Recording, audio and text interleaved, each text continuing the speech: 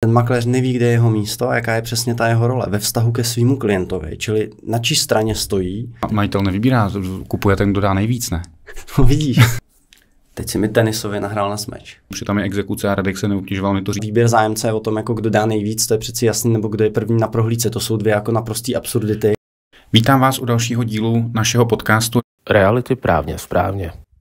A mám velkou radost, že už podruhé přijal moje pozvání můj kolega a dovolím si tvrdit, že i kamarád Tadeáš Veverka. Ahoj Tadeáši. To jsi dovolil dost.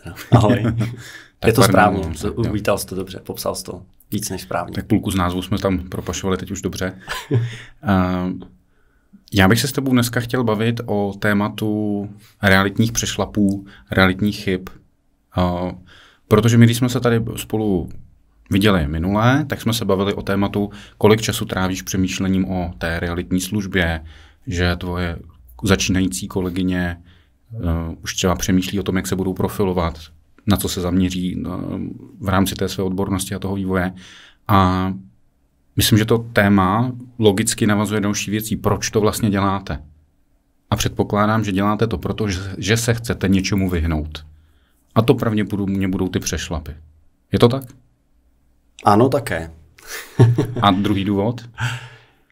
No, protože jako celá ta podstata té služby spočívá v tom, že děláš něco pro druhý lidi tak, aby si v něčem pomohl, někam je posunul a pomohl jim splnit nějaký jejich další krok v životě nebo cíl.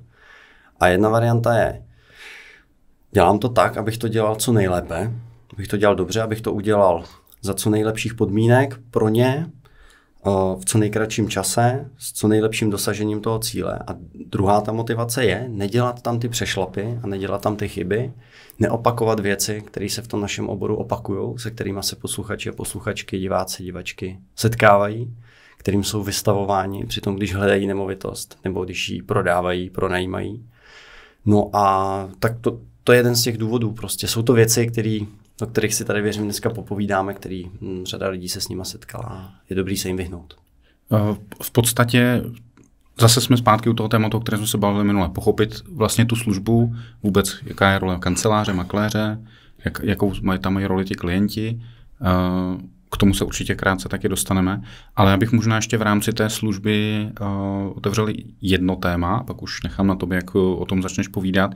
A to je vlastně ta neustálá posedlost tou dokonalou nedokonalostí. Jo, že vlastně jako ty pořád, i když už máš dneska tu službu prostě na velmi vysokém úrovni toho standardu, mnohem dál, než když si začínal reality dělat, tak pořád nejsi spokojený. Pořád víš, že tam určitě bude něco, co se dá zlepšit. Není to stav takový, že by ti to psychicky ničilo a deptalo, nedalo ti to spát, jo, musel si kvůli tomu, nevím, brát léky a chodit na terapie, ale zároveň je ten stav takový, že prostě jednou za čas přemýšlíš o tom, jak byste to mohli dělat líp. Pořád. Je to součást toho, vlastně když ten klient s tebou jde do té spolupráce, nebo ten zájemce tě vidí poprvé a přijde na tu prohlídku, tak by to z tebe asi měl cítit. Je to stejný, jako když si domů prostě objednáš instalatéra, tak vlastně i na něm přeci poznáš, jestli ho ta práce naplňuje a baví. A i on bude přemýšlet nad tím, jestli nejsou technologie a materiály, které by pro tebe mohly být zajímavější. A on si v nich třeba našel i jako větší a lepší prostor pro zisk. Dobře se mu s tím dělá, udělá to za kratší dobu a podobně.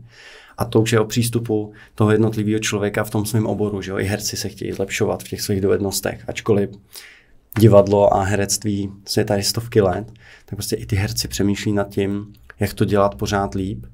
A myslím si, že to zpátky směřuje k tomu neustálému vyhodnocování té zpětné vazby od těch lidí, kteří s náma jsou v kontaktu, protože oni, když je posloucháš, tak ti sami řeknou, co potřebují a jak to chtějí. Někdy těm přáním je složitý vyhovět, ale v mnoha z těch přání a mnoha z té zpětné vazby si to můžeš vzít a můžeš říct, fajn, tak tohle už se opakuje, tohle ty lidi opravdu chtějí, pojďme to upravit a udělat jim to snazší, udělat jim to příjemnější.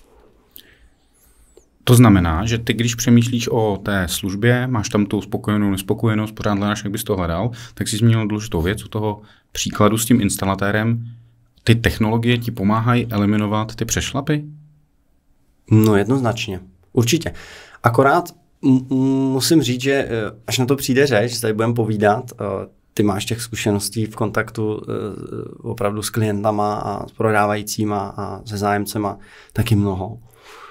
tak já mám pocit, že většina těch přešlapů, protože něco nám vyřeší ty technologie, chybovost ve smlouvách, jo, jak napsat inzerát a e-mail bez gramatických chyb, to už dneska všechno v podstatě za nás zvládne technologie, pakliže nemáme tu dovednost my. Takže mnoho těch chyb a přešlapů je v tom člověku, v tom makléři. Lidsky? Lidsky. Jo, v té komunikaci, v tom, co se, řekne, neřekne, jak se to řekne. A pocitově, když se tě zeptám, tvůj pocit, není to měřitelný číslo, je to pocit. Je to víc o tom, že to je, ty chyby jsou lidsky, nebo odbornostně? Jak bys to třeba rozdělil procentuálně? Souvisí to. Já bych řekl víc odbornostně a souvisí to s tím člověkem. Jo, protože víš, ale když na schůzce podáš klientovi špatnou informaci a uděláš to opakovaně, ta zkušenost ti to vrátí zpátky. Ukáže ti to. A dneska poměrně rychle. Ta dynamika toho obchodu, všechno se zrychlilo. Ten tlak na to mít ty informace rychle, dobře, správně, pochopitelně pro tu druhou stranu. Ten tlak je mnohem větší. Málo lidí už chce tak nějak, jako, že to domluvíme a že teda tak si plácnem na nějaký obchod, který je domluvený tak nějak jako hraně. Ne. Na vodě. No, jasně. Dneska ti do toho prostě vstupují jako opravdu velké částky teď za posledních 5 let. V mnoha regionech hodnoty nemovitostí strojnásobily, takže dneska v tom běží opravdu hodně peněz pro ty lidi. A jsou v tom banky, jsou v tom nějaké jako velké úspory, vztahově, že ty peníze jsou různě popůjčované mezi známejma a podobně. A ty naši klienti, ty zájemci to chtějí mít přesně, chtějí vědět, co se bude dít až od prvního dne, až prostě po výplatu peněz a ukončení toho obchodu. Takže abych se vrátil zpátky k té tvojí otázce, odbornostně tam ten náš trh jako selhává, ale souvisí to s tím, jak ten člověk je nastavený lidsky. Protože pokud si z té opakované zkušenosti nevezme a tu svoji odbornost nenavýší, ten dotaz si nevyřeší, nezodpoví si ho, neupraví si ten svůj standard a neřekne dobře, tak budeme posílat e-mail navíc, anebo v tomhletom bodě se budeme už radit s právníkem, abychom to měli správně, no tak když to neupraví, tak selhává lidsky a projeví se to v té jeho odbornosti. To je vlastně, tohle bych podepsal. Já si myslím, že takhle, jak jsi to rozebral, tak ten závěr je, že to je vždycky ta lidská stránka, protože ta doba je tak rychlá, ty informace jsou tak dostupné, že na tu chybu já dostanu tu zpětnou vazbu prakticky kdykoliv, pokud nezavřu oči a nezacpu si uši. A chyby děláme všichni. Konec konců chybama se nejčastěji učíme v dětství, chodit, mluvit, jo, to je o chybách, ale vždycky je to o tom, jakou zvolím reakci na tu chybu. Jo, pokud se stane, řeknu velmi častěji a tím vykopnu ten nešvar, více zájemců na nemovitost, makléř nemá nastavená pravidla, jak probíhá výběr, rozjednává s panem Novákem, už se řeší rezervační smlouva, už si tam advokáti vyměňují připomínky, je to nemovitost za 5-6 milionů a najednou makléř oznámí panu Novákovi, nezlobte se, přišel tady pan Vopička a ten neměl připomínky, tak jsme to s ním podepsali. Ten klient jednoznačně tam má obrovské emoce, já to vnímám takže poměrně dost oprávněně. A ten makléř tady v ten moment přeci nastává ta volba. Buď si řekne, aha, pan Novák je naštvaný, co se mohl udělat líp nebo jinak, anebo má druhou volbu, si řekne, to byl trouba, jo, ten byl nespokojený se vším, už od začátku byl divnej a omluví si tu chybu a přehodí tu odpovědnost na toho druhého člověka. My jsme tu v jednom z dílů mluvili o tom, že velmi často ta frustrace a ta naštvanost těch lidí, těch zájemců, nesměřuje osobně na toho makléře. Tady v tom případě jo. Jo, že někdy že jsme naštvaní na tu situaci, že se něco nestalo podle našich představ, ale tady to je jedna z vzácných výjimek, kde oprávněně ten zájemce je naštvaný na toho makléře, protože to nesehrál dobře. A tady myslím, že když to tak hezky vykopnu, tak na to navážu. To je ta první a základní, jedna z prvních a základních chyb je, že ten makléř neví, kde je jeho místo a jaká je přesně ta jeho role ve vztahu ke svému klientovi, čili na čí straně stojí a čí zájmy hájí a z toho tohle všechno plyne. To jsou ty hranice a ty mantinely. A já budu navazovat a budu hrát toho našeho makléře, říkejme mu Radek, jo, nic proti jakémukoliv Radkovi, a makléř Radek ti řekne, no já hájím zájmy prodávajícího, a pan Novák si vymýšlel a zdržoval to a pan Vopička, který přišel, tak to vzal rovnou a bylo to rychlejší a jednodušší. A já jsem měl pocit, že pro mýho prodávajícího bude s panem Vopičkou jednodušší komunikace. A teď je otázka, je to jenom obhajoba, jo, anebo je to skutečnost? Všechno by to bylo správně, až do momentu, kdyby ten Radek to, jakým způsobem bude probíhat ten výběr, komunikoval dopředu.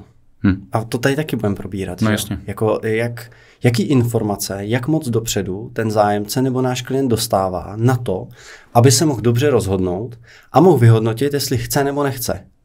A to se neděje, že jo? To se neděje. To znamená výběr těch zájemců, každý, kdo se nad tím zamyslí a byl by na té straně jako neuspokojenýho zájemce, který teda ostrouhal a nemůže to koupit, tak když si to racionálně po opadnutí všech emocí jako rozebere, tak řekne dobrý, já kdybych byl na straně toho prodávajícího, tak přeci taky chci ty nejlepší možné podmínky. Nejenom nejvyšší dosaženou cenu, nejkratší možný obchod, ale zároveň, aby to proběhlo hladce. To znamená, já nechci mít toho kupujícího v uvozovkách, posluchačky prominou nějakého prudila, který mi bude dělat zle nejenom po celou dobu toho obchodu, ale ještě dlouho poté, co se ten prodej uskutečnil. Takže ano, jako je to za mě relevantní důvod, proč upřednostnit jinýho zájemce. Ale ten Radek dopředu těm zájemcům absolutně neřekl, co se v těchto situacích bude dít. Pokud by jim to řekl a došlo na to, tak ta situace bude nepříjemná, ale o mnoho méně a nikdo se moc nebude zlobit na toho Radka, protože on prostě jenom hrál podle těch pravidel, které se dopředu řekli. Jasně.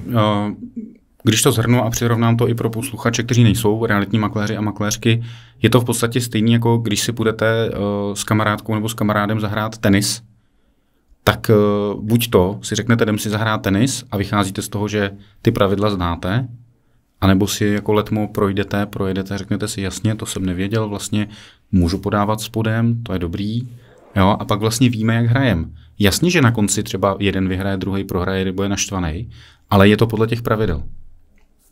Teď si mi tenisově nahrál na smeč. Další neduch. Předpokládáme, jako realitní makléři, že náš klient nebo ten zájemce o nemovitost našeho klienta ví, jak ta hra probíhá a jaký má pravidla. Předpokládáme to, protože když tom děláme 3, 4, 5, 10, 15 let, tak přeci víme, co je advokátní úschova kupní ceny. Přeci víme, co je ochranná lhůta v katastru nemovitostí a co je vůbec vkladové řízení.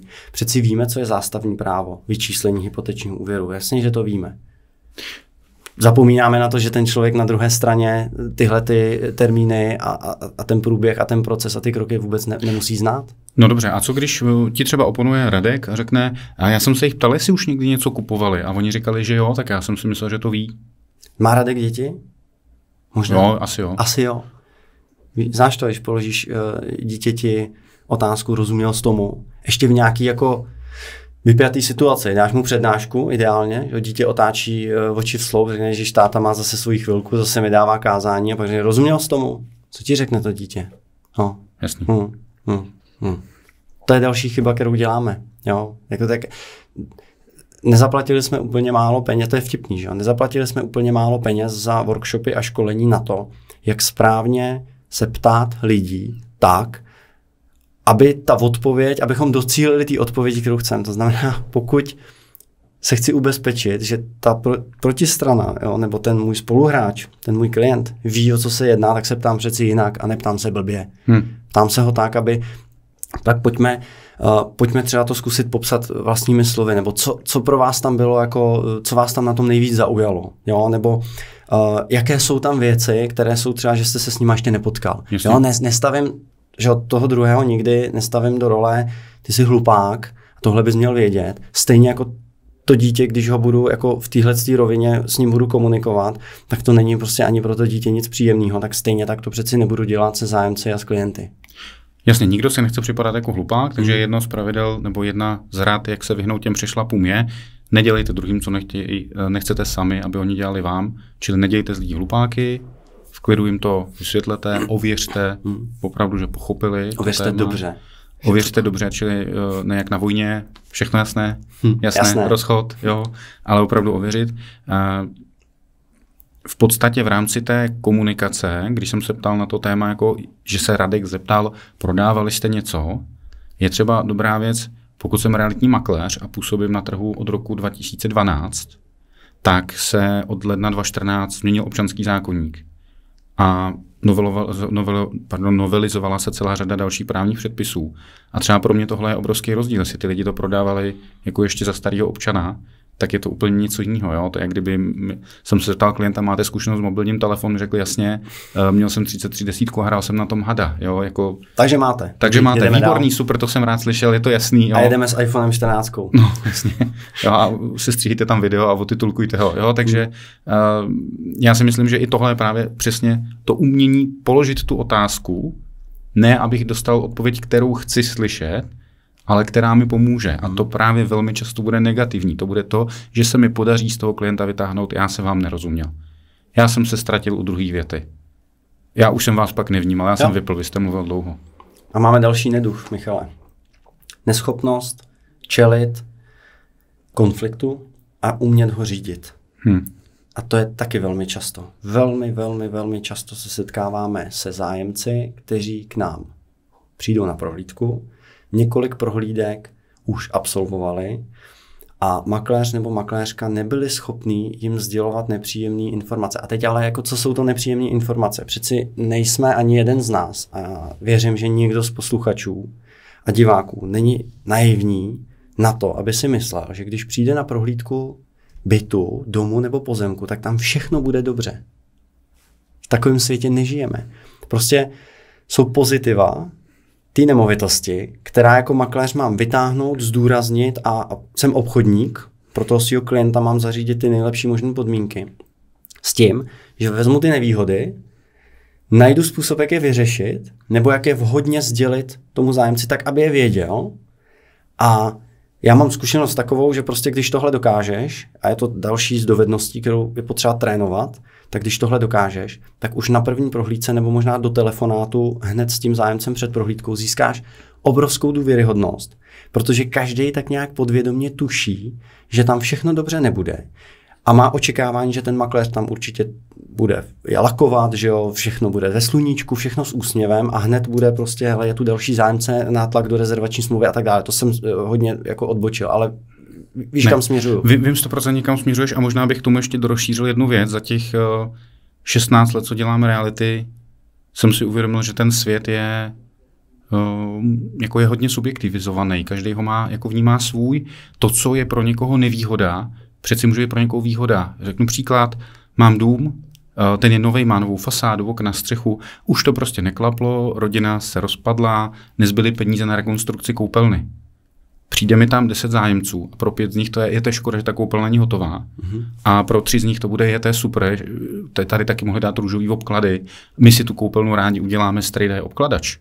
A ty vlastně ten význam té informaci přeci jako dává to, komu ji říkám.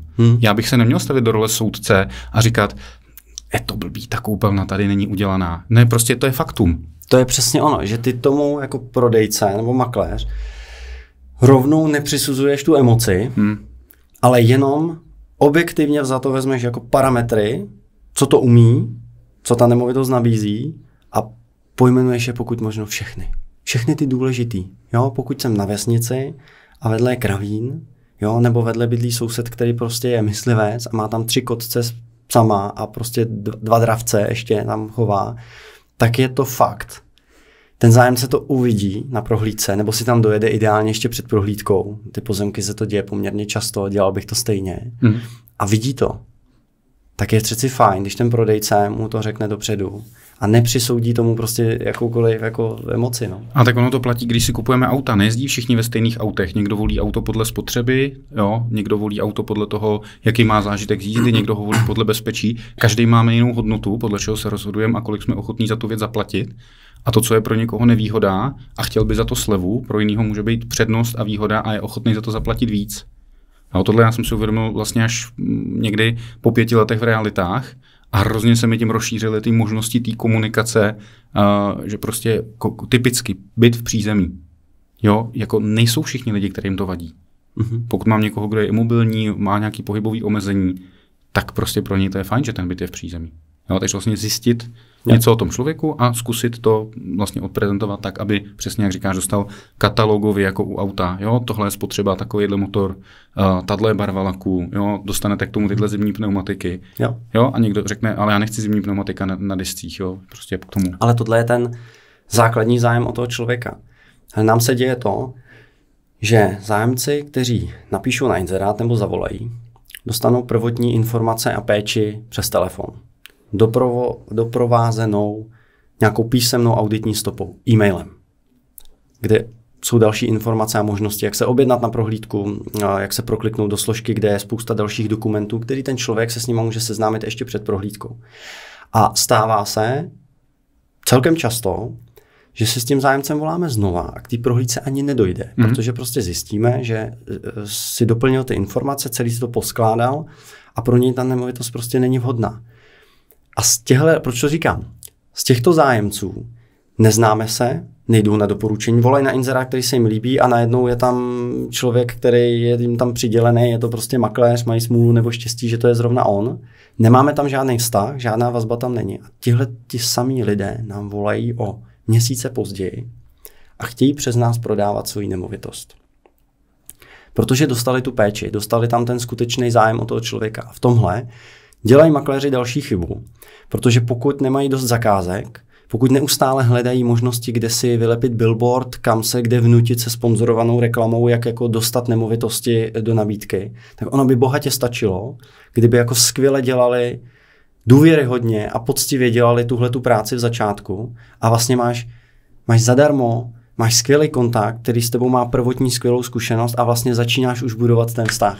A to je jako další chyba, to je prostě... Určitě, takže když to zase přeložím nebo shrnu, nejlepší marketing je ukázat těm lidem, ukázaná platí, jak ta služba vlastně probíhá, a aby si to vyzkoušeli, zažili, porovnali si pak ty svoje očekávání a jak říkáš, člověk, který hledá nemovitost, chodí zpravidla na někde mezi 5 až 9 prohlídkama, tak pokud on během toho uvidí 9 makléřů, tady uvidí Tadeáše nebo Radka, řekne Radek, ten prostě jsem mu napsal e-mail, 2 dny se nevozval, pak jsem mu 6krát volal, poslal mi 4krát automatickou SMS-ku, nakonec jsem volal jeho majiteli kanceláře a ten ho po 3 týdnech vyburcoval a on mě teda vzal na prohlídku.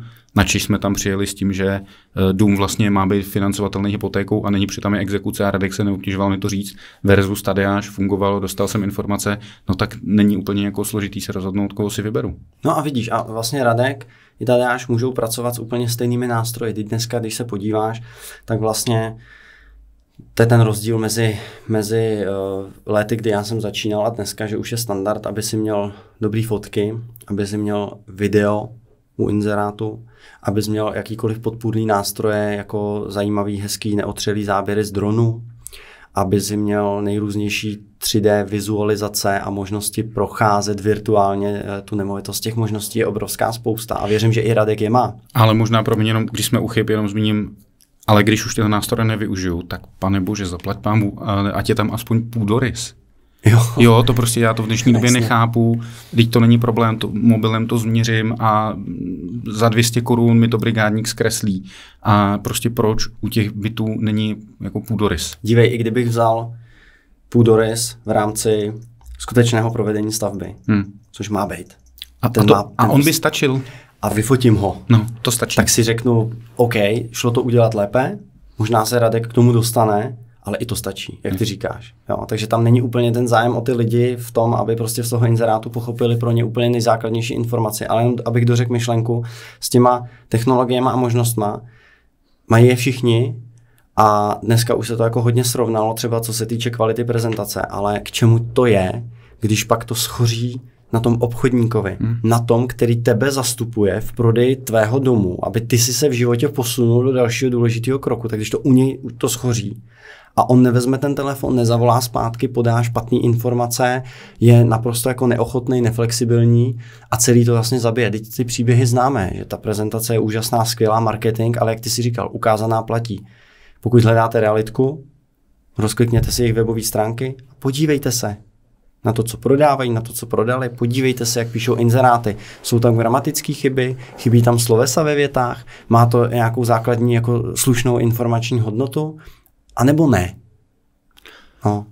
Jasně. A takhle může mít bod po bodu, kde se dělají chyby. Určitě, ale tady u tohohle bodu já bych se na chvilku zastavil, protože já ho vlastně považuji strašně za klíčovej i z pohledu, a je to chyba realitek, ale vlastně je to i chyba majitele kanceláře, protože pokud já jdu v dnešní, řekněme, poměrně na oceňování složitější době, sazby ještě zůstaly nahoře, trh se tak nějak jako rozhýbává.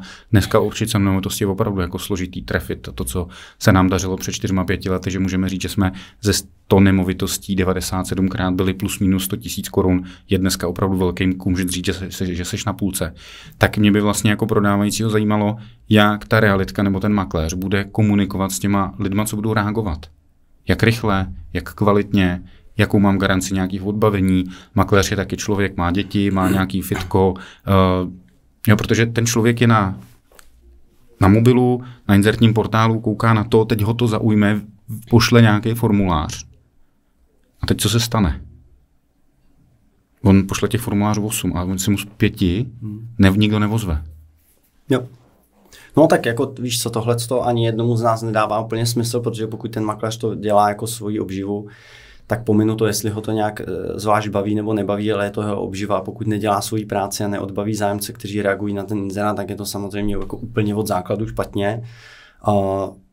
Ta chyba ale spočívá v tom, že dneska už jsou i technologické možnosti, jak to můžeš zařídit. Můžeš mít call centrum, který ti toho člověka jako odbaví a dá mu tu základní péči, řekne, jo, e-mail dorazil, tady je třeba základní info, tady je přímo kontakt na makléře, my to třeba nevyužíváme, ale je to jedna z možností. Máš možnost, jak automatizovaně odpovědět na ten e-mail, kterou třeba využíváme my a dáš tam základní informace a cokoliv prostě, jo. I za předpokladu, že neděláš o svátcích, neděláš o víkendech, neděláš po 7 večer nebo jedeš na dovolenou, všechno se dá vyřešit. A všechno to záleží na tom, jak ten obchodník je ochotnej mít tam tu péči o ty lidi. Jestli mu záleží na tom, jaký ten zájemce dostane servis, ale hlavně, jaký ten jeho klient, ten majitel dostane servis. No, pro něj je to servis. No pro něj je to servis. Pro něj je to servis. No. A možná druhá věc, kterou se teď zmínila, je důležitá. Ty jsi vlastně šel tím výčtem, jo? Po 7 svátky, víkendy.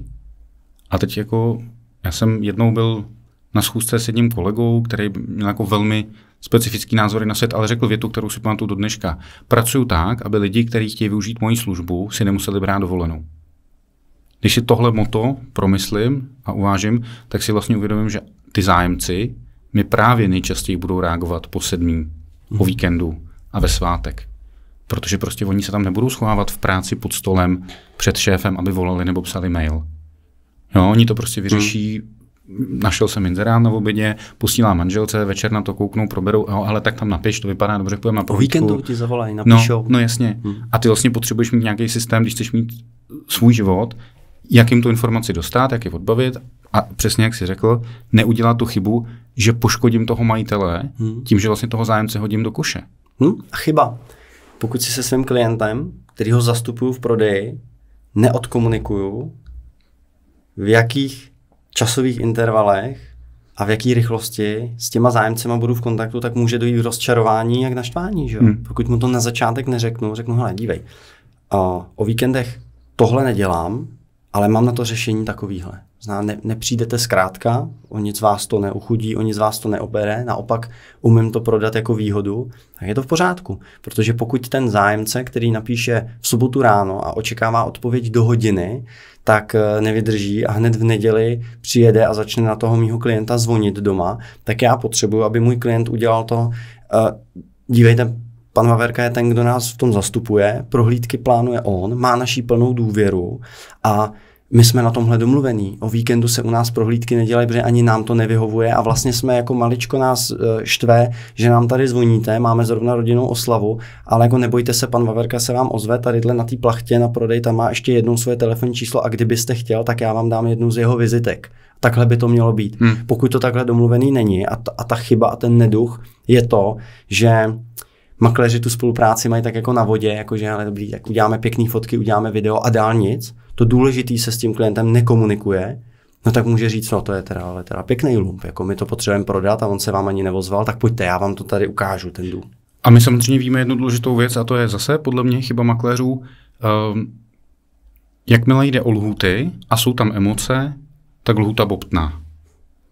Jo, čili tvůj příklad, zájemce posílal poptávku v sobotu, je neděle, makléř se neozývá, ten klient bude schopný přijít za těm majitelem a říct, 2 dny se mi nikdo neozval. Týden se mi neozval. Týden, to už by bylo, řekněme, nějaké jako vymýšlení, ale fakticky je to pravda. Je to fakticky pravda, jo. V sobotu se mi neozval, ani v neděli se mi neozval. Takže pondělí už je další týden. Jo, tak přesně, a v pondělí už je to jako minulý týden. Máš naprostý právo říct jako spotřebitel, že se ti neozval týden. Tak. A budeš mít pravdu. Jo, to znamená, že já si myslím, že to je právě o tom, jak říkáš, nastavit ty hranice, znát tu službu, vědět, co dělám, musí to vědět ten můj klient a musím to mít odkomunikovaný s těma zájemcema.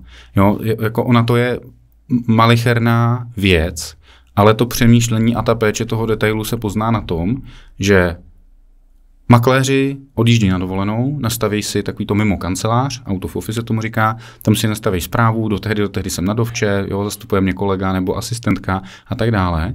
A teď jim přichází ta poptávka a ona jim přijde z info@sreality.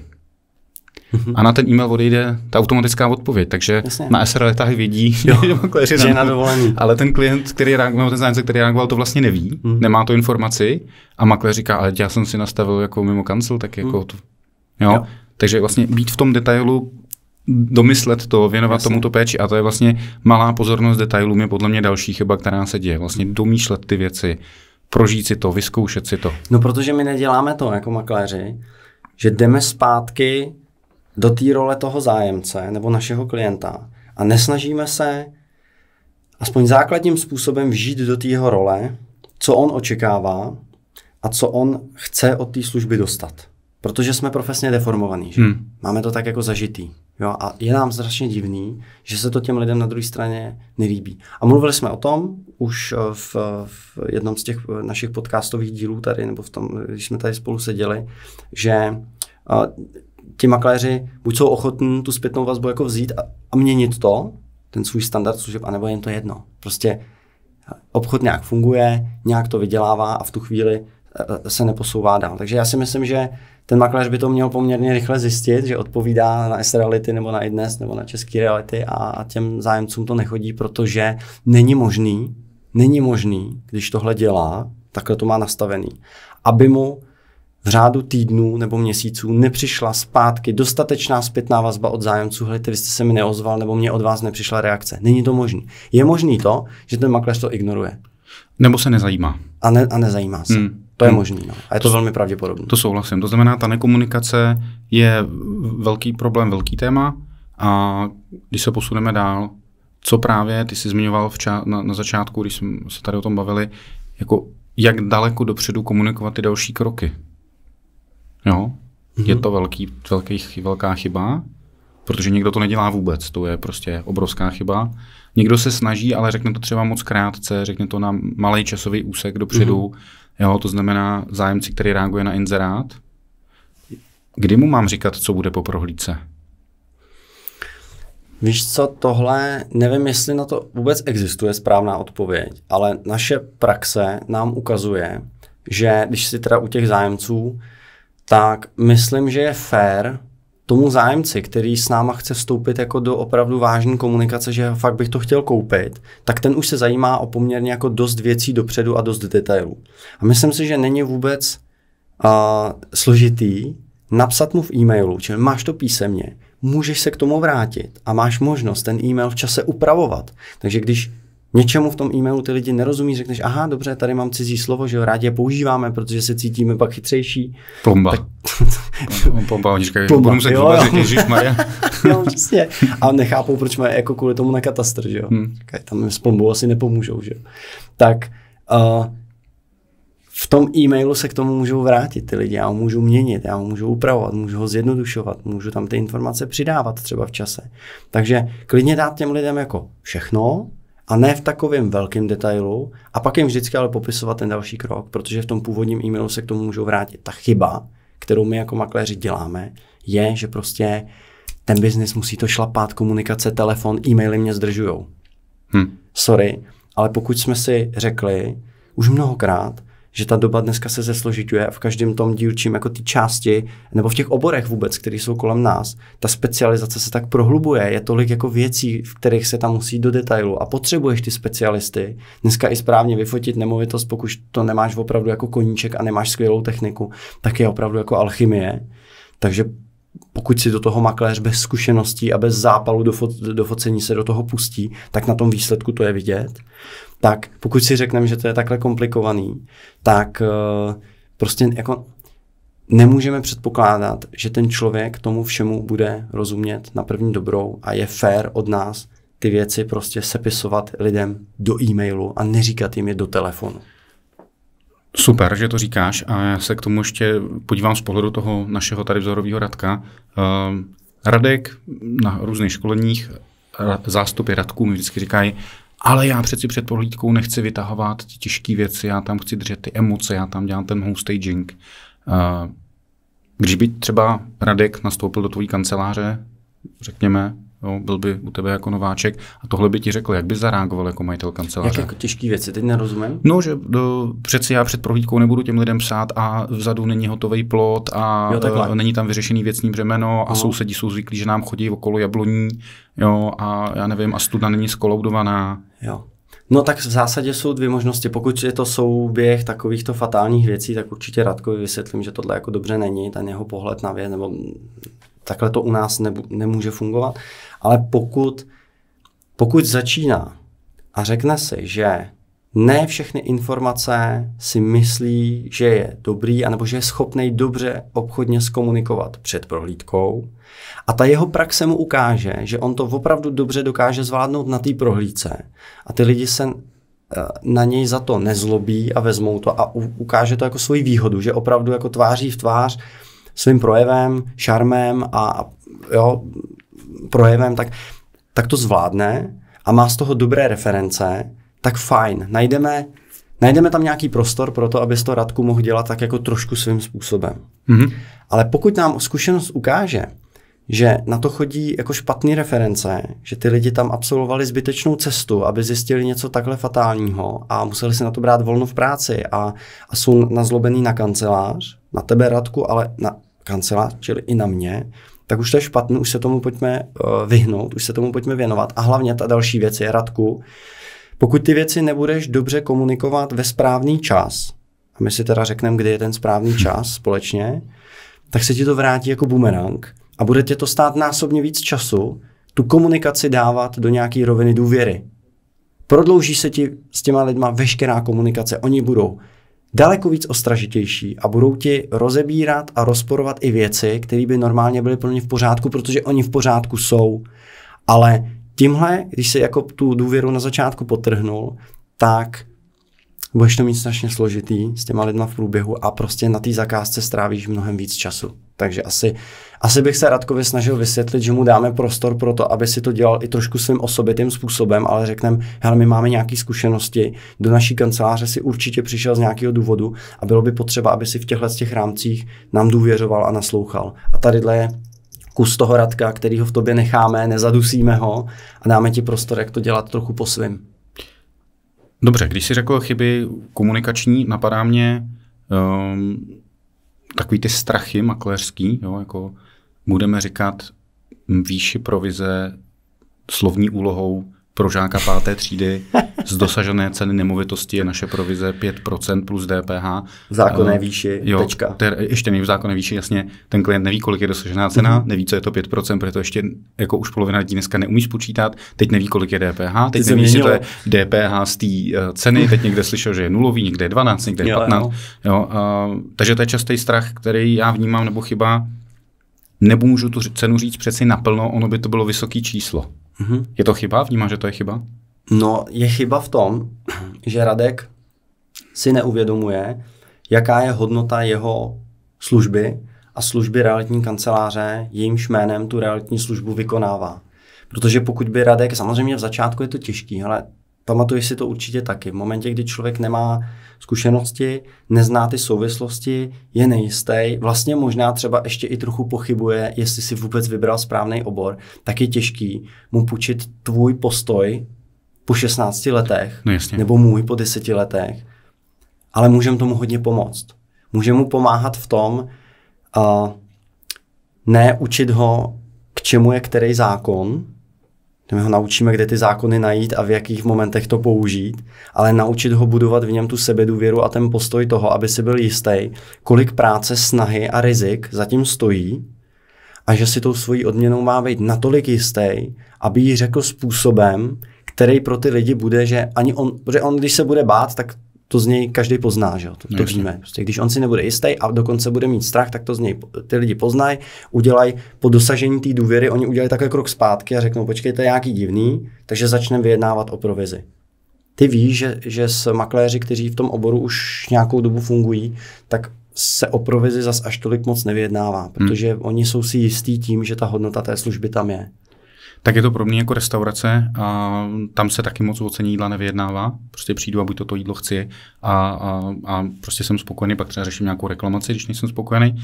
Ale já vždycky jako dobrý příklad uvádím vlastně těm makléřům, že dali byste si jídlo v restauraci, kde bude napsáno, že polední menu stojí 5% z nákladů na dovezené hovězí maso plus DPH plus srážková spotřební daň, protože tam je, nevím, jsme tam flambovali trochu masa, tak tam byl nějaký alkohol.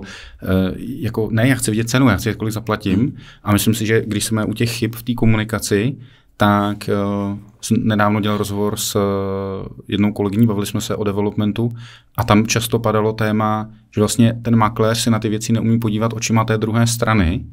A já si myslím, že makléři tak moc řeší vlastní ekonomiku, jo, protože to DPHčko tam hraje roli, jo, si klient zaplatí 121 000, 21 jde státu a dělí se těch 100, tak oni vlastně jim tak v hlavě dojde to, že to DPH je tam jako to navíc, ten outěžek, ale toho klienta to nezajímá, on platí těch 121, že jo, jako v té restauraci. Jo. Jasně. A to je to, co chybí, zase vžít se do toho, jak to vnímá prostě ten člověk, který mu promlouvám. Jo. Takže když mu prostě řeknu šifru mistra Leonarda a slovní úlohu, tak jak si to z toho má vzít?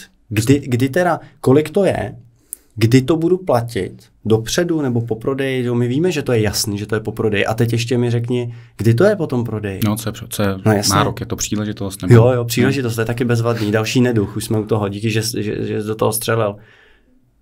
Realitní kancelář, já nevím, jak by mi to, kdybych poptával realitní kancelář, ona mi vysvětlovala, že má nárok na odměnu obstaráním příležitosti k uzavření kupní smlouvy. Mm-hmm. Co to pro boha je? No, jestli chceš jako pro diváky udělat to, jak to jako já vysvětluji já to vysvětluji, takže to je vlastně podobné, jako kdyby kolem mě jelo auto třeba s logem Boltu nebo taxislužby, najednou by přibrzdilo vedle mě na chodníku, stáhlo by se okýnko a borec by řekl 150, teď jste měl příležitost se svést. Jo? A já řekl, aha, dobrý, to asi nezaplatím. No, on řekne, já mám nárok, že jo, takže to zaplatíš a nakonec se nesvezeš, jo. Tak. Jak se cítíš? Výborně. Pecka. Mám skvělý pocit, hned dopsat pozitivní referenci. Jo.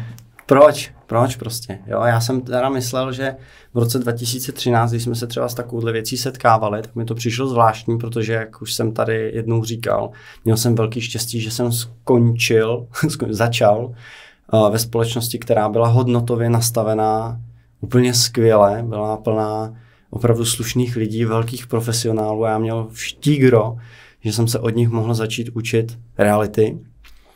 Tak jsme na to koukali s úžasem, protože už tam bylo standardem, že nárok na provizi má realitní kancelář v momentě, kdy dojde k přepisu vlastnictví v katastru nemovitostí. A my víme, co to znamená, že když se z bývalého majitele to změní na toho nového majitele a ten bývalý majitel dostane vyplacený peníze z advokátní úschovy, všichni jsou spokojení, pak se potkají na předání, předají se klíčky, odchází se, tak pak ta realitní kancelář udělala tu svoji práci a dostala zaplaceno jako kdyby naposled, že jo, nebo souběžně s tím prodávajícím. A tak jsme to vnímali, že to je správně a že to je normální. Že to je normální. A ono to normální není. Protože třeba obstarání příležitosti může být takováhle parádní kuriozní situace, jako třeba s Boltem, kde nám to připadá úsměvný a v těch realitách to někdo považuje za normální. Je to slovo normální je samozřejmě strašně složitý a těžký se o něm bavit, co je vlastně normální, co kdo považujeme. Já vnímám, že máme tu možnost a tu svobodu se vlastně každý ve svém podnikání rozhodnout, jak to budeme dělat, jak si tu službu nastavíme, kdy si za to stojíme. Je určitě dobrý dodat, že to, že ty si až tak moc věříš, že to zvládneš dotáhnout, že se necháš vyplatit, protože máš procenta z kupní ceny, tak si říkáš, tak mě vyplatíte, až vy dostanete tu kupní cenu, tak mi z toho vyplatit ty procenta. To vyžaduje obrovský sebevědomí, obrovskou sebejistotu. Samozřejmě ta doba, kdy máš zainvestované peníze v té zakázce, jo, ať to tady zazní pro klienty, vy máte průměrně zainvestováno na zakázce okolo 40 000 korun, což řekněme od nějakého úvodu do té doby, než je vyplacená ta kupní cena dneska, je někde okolo 8-9 měsíců. Může být. Jo, takže tahle dobu tam máte tyhle peníze zainvestovaný, což pokud tvoje kancelář má v souběhu 12 zakázek, tak ti v tom lítá 500 000. Tak je to o všech těchto věcech, které říkám. Takže je za mě naprosto v pořádku, ať se každý rozhodne, jak to chce dělat. Ale to, co říkáš ty, to je důležitý. Jako vysvětlit to tomu klientovi, co to vlastně znamená. Jo, protože za mě bych to přirovnal, to je stejný k tomu, jako když bych přišel do kadeřnictví a já bych řekl, tak já bych chtěl ostříhat, řeknu jí, co a jak bych potřeboval a paní by mi řekla, tak 300 pade. Aha, to platím předem, no to je u nás zvykem, platíte předem, uvidíte, že budete spokojení. Jo? Pokud mi tady vystříhala někde nějaký jeho zvěrstva nebo zdůraznila moje nevýrazné kouty a podobně a já bych spokojený nebyl, jo, tak už mám úplně jinou pozici, si s ní třeba vyjednávat, že jako bych chtěl dostat nějakou kompenzaci. A v takovéhle službě nás to vlastně ani nenapadne. Jako znáš nějaký kadeřnictví nebo barber, kde se platí dopředu? Znáš restauraci, kde se platí dopředu? A přitom tam jde o úplně jiné částky, protože ty, když si uváděl 150 korun za bolta, tak si tady musíme uvědomit, že samozřejmě v závislosti na regionu, tak provize realitních kanceláří se prostě pohybují v řádech desítek až stovek tisíc. To spíš stovek bych už dneska řekl. Spíš stovek, ano. DPH, ne DPH. A za tyhle ty peníze já bych očekával, že budu dostávat nejenom teda nějaký servis, ale že teda asi bych měl mít i nějakou garanci. Garanci anebo informaci. Informaci. Zdůvodnění. Kdy, jakým způsobem dostane ten člověk, který pro mě má vykonat nějakou službu a jakou teda zaplaceno. No. Z mého pohledu je to o tom, že vlastně ta poslední chyba, ke který nám to dneska vyjde a určitě budu rád, že bychom v budoucnu k tomu ještě pokračovali, je vlastně to, že ono celý, jak vlastně ty o tom mluvíš, jak tu práci děláte, jak máte službu postavenou, je to o tom, že vy ty lidi vedete k vědomí volbě. Vy jim takhle na stůl vyložíte všechny karty, řeknete, takhle to umíme, a teď schválně tady pro příklad kolegů, a ty mi to jenom když tak doplň, vlastně řeknete i ty slabiny. Nezvedám telefony v 9 večer, nebudu je zvedat o víkendu, nebudu ve státní svátek, prohlídky nebudu dělat, kdykoliv si zájemci zavolají. A teď nedáváš tomu ten emoční význam, neříkáš, to je špatně, omlouvám se, prostě to je ten stůl, tak jak se tady můžeme dívat, takhle on vypadá, stojí tolik, kliente, chceš to, nechceš to. A pak víš, že ten klient ví, jak to funguje, jak to bude probíhat, víš, jak to máš udělat tu práci a pak říkáš, a já si na ty peníze počkám na konec. A vypadává z toho ten kšeftmanismus, takový ten 90kový styl, to nějak, já vždycky říkám pohřebiště nebo začátek všech negativních realitních příběhů, tak jak pohádky začínají bylo nebylo, tak začínají to nějak dopadne, to nebojte se, to dořešíme. Čili není to ten styl, to nějak dopadne, to dořešíme, nebojte, tady je smlouvička, ona je krátká, to ani nečtěte, smlouvy jsou o to, aby se podepisovaly, ne připomínkovaly, jo. Vy chcete prodat, já taky. Já to chci prodat a oba to chcem prodat za co nejvíc, jo, ale provizi mám na příležitost, to jste si nevšiml, to jsem vám nevysvětlil, to je v pohodě. Jo, a pak tam je jednoznačně ta frustrace toho klienta, on vlastně neví, co si koupil za službu. No tohle to, co si popsal, tak bylo velmi zrychlený, ale v podstatě jako velmi dobře strukturovaný, bych řekl, popsání realitní služby, tak jak to opravdu mnohdy ty makléři dělají. A teď kde jsi tam měl tu komunikaci? Kde jsi tam měl tu práci s tím detailem? To znamená, kde jsi tam měl to, že třeba ten makléř na ty prohlídky bude jezdit, když se zájemci zamane, to znamená vždycky buď ty majitele tak nějak nenadále zavolají dopoledne, že odpoledne vystrnadí, anebo u toho budou, u té prohlídky, nebo se vlastně neví, paní bude uklízet, že jo, teď zájemci nepřijedou a podobně. Kde jsi tam zmínil tyhle ty věci? Jak bude probíhat příprava nemovitosti na prodej? Jestli je k tomu potřebuješ, nepotřebuješ, kdo to bude platit, kdo to nebude platit, kde jsi tam zmínil, jak budou probíhat prohlídky, kde jsi tam zmínil, jak bude probíhat třeba pomoc s výběrem zájemce, kde jsi tam zmínil to, že výběr toho zájemce bude provádět majitel a ne ten makléř. Ten makléř pomůže, poradí, dá nějaký Počkej, majitel nevybírá, kupuje ten, kdo dá nejvíc, ne? No vidíš, jo, kde jsi tam zmínil to, podle čeho se vybírá? Jenom přesně pro tak. diváky, posluchače, to je vtip, jo, že my oba dva s Tadeášem jako vnímáme, že takhle přesně to jako ve většině případů bohužel není. No přesně, protože ještě jenom já vím, že už jsme docela dlouhý, Michale, ale přesně jako třeba výběr zájemce o tom, jako kdo dá nejvíc, to je přeci jasný, nebo kdo je první na prohlídce, to jsou dvě jako naprostý absurdity. A nebo kdo první reagoval. Nebo kdo je první podle abecedy. Jo, přesně tak. To nebo kdo měl nejméně připomínek rezervační smlouvy. To si můžeme jako vybrat, jo, ale víme, že ten svět je obrovsky barevný a přeci když prodávám něco za 5 milionů a přijde někdo, kdo dá 500, tak je to super, ale co když těch 500 dá až v momentě, kdy prodá 2 byty v Ústí nad Labem, do toho musí počkat, až mu prostě umře prababička na Moravě, aby po ní zdědil 2 pozemky, který pak taky prodá, no tak přeci, tak kdy těch 5 milionů 100 můj klient dostane? Není přeci v rámci té výše dosažené ceny, není důležitých dalších 14, 27 nebo 48, vyber si pod otázek, jak ta nabídka toho zájemce bude vypadat? Není to přeci důležitý? Kde je pro to prostor? No na začátku, když s tím klientem zvažuju, jestli teda spolu nás to bude bavit, aby věděl, jak teda pracuju a jak tyhle ty nepříjemné a konfliktní situace budeme spolu řešit. A kdo o nich rozhoduje hlavně?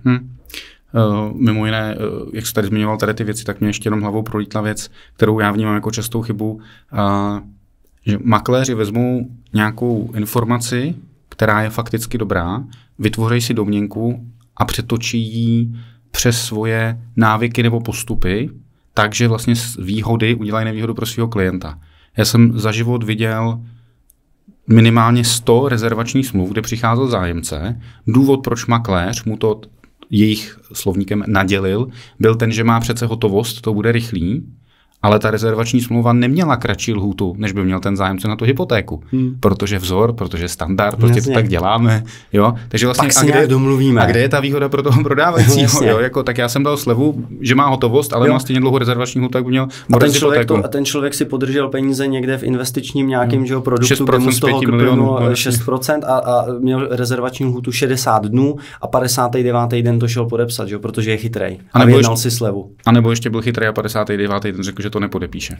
Nebo tak, že jo, a šel po špatně zpracovaný a nekvalitní rezervační smlouvě, mimo jiné nejenom rezervační smlouvě, ale ještě se chytnul nějaký komunikace, která tam byla dopředu, protože přeci nebyl na prohlídce a nikdo mu ten dům neukázal. Jak je to možný? Neexistuje žádný záznam ani v e-mailu, ani v SMSce, oni si jenom volali a neexistuje protokol o prohlídce. No, jasně. A neexistuje žádná základní identifikace, že ten člověk tam byl. A on je spotřebitel a komunikuje s podnikatelem, realitní kanceláří a on chce odstoupit. Tak. A je v právu. No vidíš, a už jsme v dalším díle. No, já myslím, že to bylo, milí diváci, divačky, posluchači, posluchačky, krásný ukončení tohohle dílu a zároveň pozvánka na další. Pevně věřím, že se nám s Tadeášem podaří domluvit a že se uvidíme ještě znovu a budeme pokračovat, protože za mě z těch přešlapů neduhů jsme dneska tady zvládli kolik? 20%? Ne, jsi blázen. Kolik? 20% z jedné kategorie. Dobře, takže 2 promile jsme zvládli zhruba, i když jsme pili vodu. Takže já děkuju všem za pozornost, že jste se dívali. Tadeáši, děkuju, že jsi dorazil a těším se na další pokračování. Díky za pozvání, Michale, hezký den. Děkujeme za poslech a těšíme se na vás u dalších dílů.